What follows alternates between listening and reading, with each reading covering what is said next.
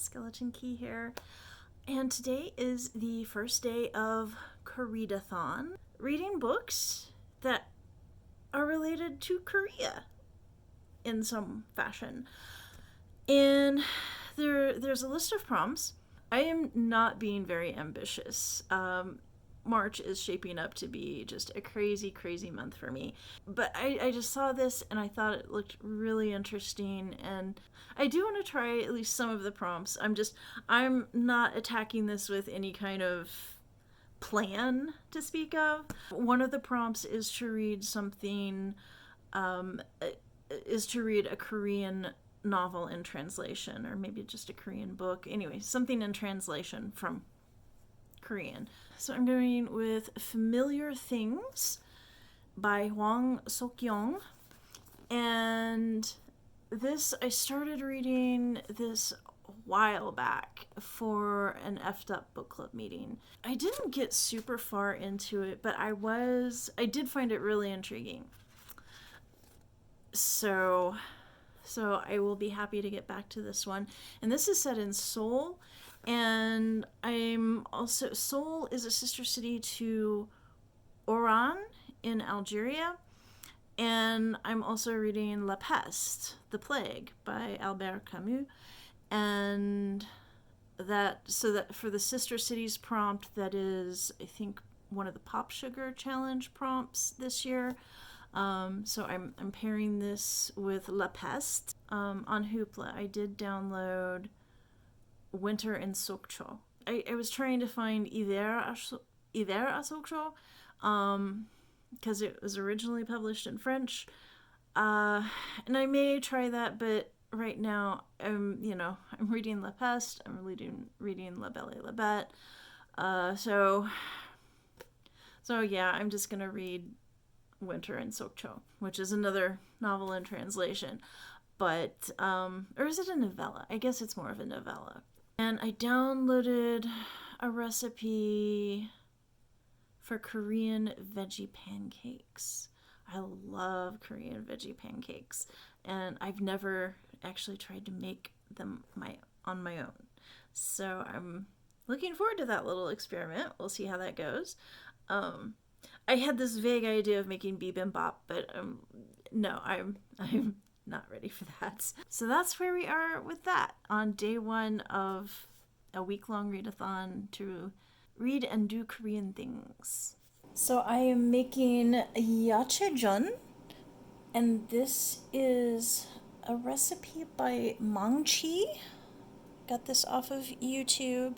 It's not exact. It says about 2.5 to 3 cups of sliced vegetables, and it lists a bunch of things. And what I have handy was I had green onion, so that's about a cup of green onion, and that is about a cup of red bell pepper, and that's about half of a red bell pepper, and then zucchini, and so that's about a cup of zucchini. That's about half a cup of green onion, and that's about a cup and a half of zucchini. That's one zucchini, but it's somewhere between small and medium size. And the recipe also calls for like sweet potato and regular onion sliced. But I've got 3 cups here, so I'm just going to go with this. So now I've added 3/4 cup of all-purpose flour and half teaspoon of kosher salt. Now I will add 3/4 cup, and in the video she used the same dry measure that she used for the flour. So I'm going to do 3/4 cup of water and stir it up with my handy-dandy wooden spoon. So I got that, and now I'm using grapeseed oil. I'm getting that all heated up in my 12-inch skillet. While I have been chopping vegetables and everything, I've been listening to Island of the Sea Women, which is a historical fiction. Well, it's a dual timeline, but still, I'd call it historical fiction, set on the island of Jeju. And that was a book club pick sometime last year. and I never actually finished it. So now I'm going to try to finish it. I probably won't finish it this time either, but because today is Saturday and the Koreadathon is over tomorrow. And so while that's cooking, I have put little slices of mushroom. This is baby Bella mushroom. And there's just one mushroom. Brian doesn't like mushrooms. He can pick it off if he doesn't like it. It's not mixed in. So I will be pressing those down with a spatula. And I feel like I have not got it spread as evenly as I might. And it's time to turn it, and I tried, and this is not going to be pretty. I will not make you watch. Yeah, so this is just, this is an awful mess. This is not going to be the least bit pancakey. It's just going to be fried veggies coated in flour paste. Yeah. I don't know quite what went wrong. I think it's a combination of two things. I have this really basic electric stove that came with the house. And this pan, it's never been good, even when I first got it. I got it at World Market, and it's just never been good. It's never been truly non-stick. Yeah, this is sticking like crazy. Yeah, so I was able to deglaze the pan a little bit with some wine, and I added some gochujang seasoning and kind of stir-fried it as best I could, and it tastes fine. It's, quite tasty, but this did not do at all what I wanted it to do. And so as far as, being actual Korean vegetable pancake, it's an epic fail on my part. Oh well, maybe I'll try it again some other day. So I told you I was listening to Island of the Sea Women by Lisa C. for the historical fiction prompt, and actually, does that count? Because I don't think Lisa C. is Korean or Korean American. I forget what nationality she is. Chinese? I'm not sure. But if the book needs to be written by a Korean, then it won't count. It is a really interesting book. It's just really long, and I don't think I've gotten to the intense parts yet. I'm told that it gets super intense. I did finish listening to Confessions by Kanai Minato. I think Minato is the last name. And that is, I know it's Japanese, right? So, but I read it for the recommendation from a Korean celebrity, and that was okay. And I guess that's actually a bit of a stretch now that I think about the little listicle that I got this recommendation from. It wasn't so much a recommendation as somebody saw this celebrity reading it in public, or carrying it, maybe not even actually reading it. So, yeah, that's sort of a recommendation, but yeah. But anyway, I saw this list and I recognized that as something I knew I wanted to read anyway. So I'm like, oh, okay, I'll just listen to that. It was on Hoopla, and that's it's a short novel. Oh, and the celebrity that recommended it or was seen with the book was Yeri. I guess Yuri from a K-pop group called Red Velvet, and I listened to some of their music, and yeah, it's pop. It's fine. I mean, I don't know what the words mean, but it's got a beat and you can dance to it. The book is about this Japanese teacher, young woman, whose daughter is killed. So she resigns her teaching post. she gets in the last word before she leaves, and she tells the entire class who in the class murdered her daughter. And yeah, so it's and that's just the start of it. Then it gets all twisty from there, and it's told in various viewpoints. I think 6 different characters take turns, uh, kind of giving their perspective, and it's really interesting. I found it extremely intriguing, and I really liked it. And I guess listening to some Red Velvet music counts for the supporting a Korean creator. So, yeah. And I also watched, what was it, Mongchi? I also watched one of her videos to make the veggie pancakes, so even though I failed miserably. But yeah, that was not on her, that was all on me. So, not not doing great at this readathon, but I just went into this going, let's just see what we do. Still Saturday, so I've still got tomorrow, and I'll kind of take stock and see where I'm at. I am having another go at rice balls. So yeah, Koreadathon is long over, but I never got around to doing my wrap up video. So I guess this is sort of a vlog slash wrap up slash I don't know. But anyway, we'll see what this turns into once I'm able to transfer files from my new phone and get everything put together. But the group read for Koreadathon was Winter in Sokcho by Elisa Chua du Sapin. And I didn't finish it during Koreadathon, but really shortly thereafter, like the Tuesday after or something like that. And then it was a book club pick this month.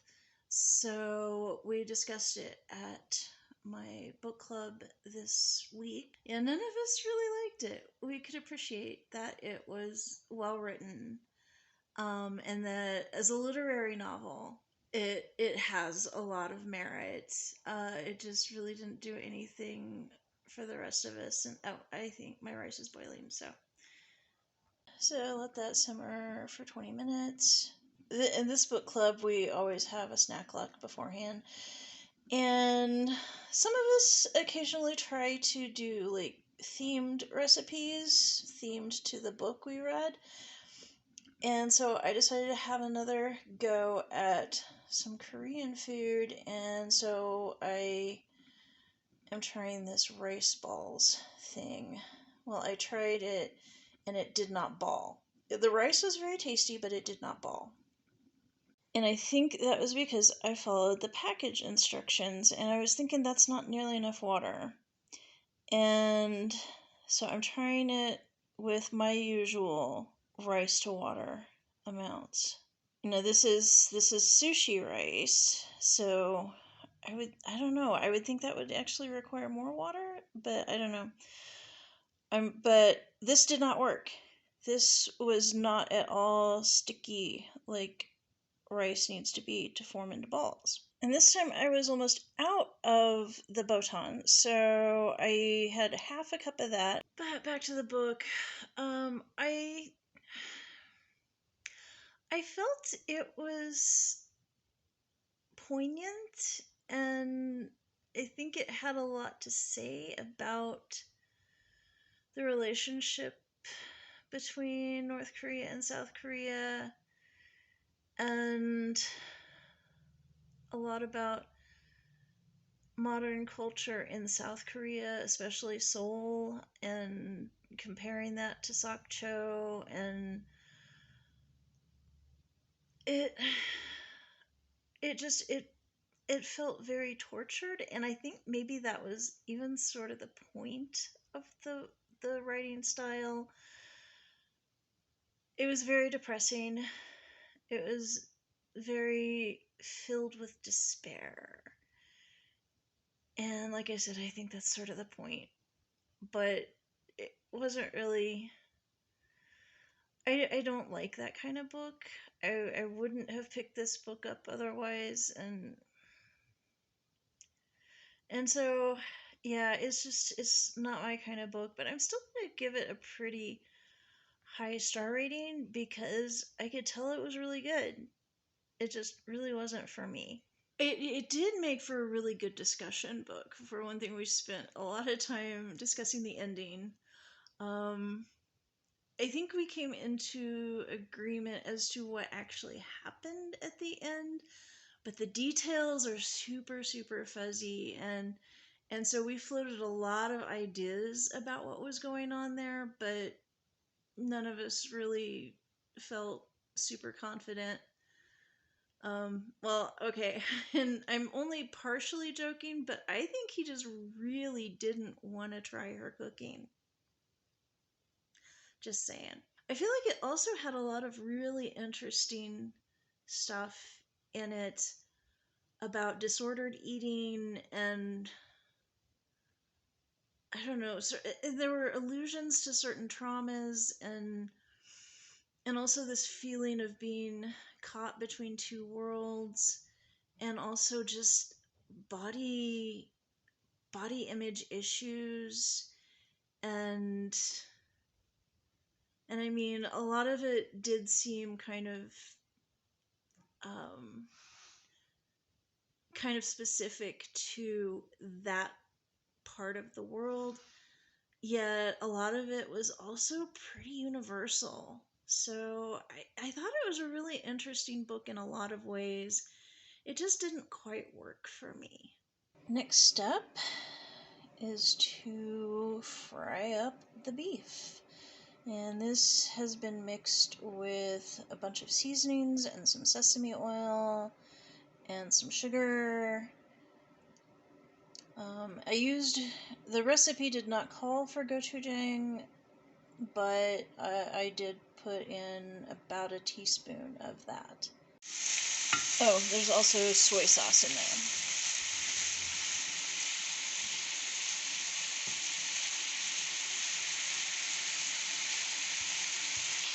And now adding a bunch of minced carrot. So I've added the rice, and I'm going to add some toasted sesame seeds here in a second, and some green onion, and then I'll mix it all up. And the rice turned out a little stickier than last time, but still not super sticky, so we'll see how this goes. Yeah, I should have used a lot more sesame seed. You can barely even see that it's in there. And for myself, if I were just cooking for myself, I would use a lot more green onion than that. But when I'm fixing things for other people, I dial it back a bit. So, yeah, still not turning out all that great. But this is at least better than the last time. Part of me wants to try again and see if I can get it to work. A much larger part of me is just happy to eat it like this. It tastes yummy. Yay! Okay, so getting back to what I did and didn't do for Koreadathon. The group read Winter in Sokcho by Elisa Chua du Sapin. I've talked a little bit about it, but I think it was very good, just really not for me. It was a little too much of a vignette, and I'm too confused by the ending. And that's on me, probably. I don't know. A lot of people are confused by the ending. Nobody can seem to tell me. Even I did a Google search, and there was I entered the title and author, and up popped ending explained in the search bar. I'm like, yes, explain the ending to me. Click. And it did not explain the ending. I have not found anything that explains the ending. So, yeah, and I don't want to get spoilery here, and maybe that's it. People just don't want to get spoilery. Yeah, so in my book club, we discussed the ending for quite a while, and we just, we're pretty sure we know kind of what happened, but why and what it meant, not so much. And that I was going to use for a book translated from Korean, either that or Familiar Things by Hwang Sok-young, which I still have on my wall of shame. So, oh well. I did finish a book recommended by a Korean celebrity, and that is Confessions by Kane Minato, and I'm pretty sure I've already talked about that a little bit before, and that is not a Korean author, it's a Japanese book, and I think I also talked a little bit about uh, the recommendation and how it's kind of stretching to call it a recommendation. Somebody saw this person walking through an airport with the book. So, uh, so that one, that's a little bit of a stretch. A book featuring a Korean diaspora character, and what came to mind was Miracle Creek by Angie Kim. I have not read it. I am still just really apprehensive about reading it. I've heard a lot of glowing reviews, but all of the autistic people who have read it are like, oh no. So, and I gather it does involve like ABA and things like that. So, trigger warnings there. So, I don't know if I will ever read that one. But that's what I had on my list, and I did not read it, so that doesn't count anyway. Okay, so I did read a manhwa graphic novel or webtoon. This was a really confusing prompt for me because I'm not into graphic novels and less into manga type things and webtoons, and but I did go on webtoon. I went with something called Dice by Hyun-seok Yoon, and I didn't understand it.